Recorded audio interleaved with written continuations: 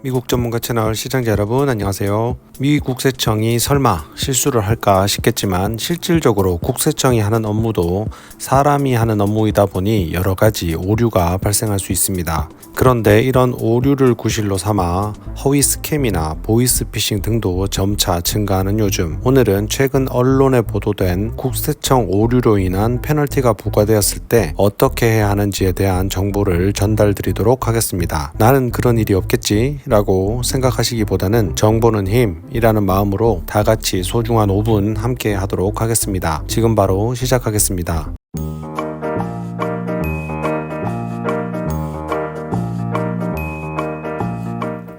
첫 번째, 전화나 이메일로 납세가 있으니 납부하라고 하는 경우입니다. 미국 국세청은 절대로 유선이나 온라인으로 업무를 하지 않습니다. 지속적으로 납부를 하지 않아 법적 조치를 하는 과정에 전화가 올 수는 있겠지만 그것은 이미 국세청 내부적으로도 최초 납세 추징 단계가 지났을 때 하는 절차입니다. 일반적으로 대부분은 반드시 서면으로만 업무를 하고 있으니 전화나 이메일로 납세를 요청하는 경우는 반드시 사기나 보이스피싱을 먼저 의심하셔야 합니다. 두 번째, 분명히 신고를 제대로 했고 갑자기 납세와 이자 페널티 등의 가산세가 부과되는 경우입니다. 이런 경우 납세의 이유와 이자 페널티 발생의 이유가 상세히 서류에 적혀 있습니다. 납세가 일부 공제가 조정되어서 혹은 내가 받은 다른 소득 서류인 W2나 1099이 누락되어서 추가로 납세가 발생한 게 아니라면 그 자체로 오류로 발송된 서류일 가능성이 높습니다. 이런 경우에는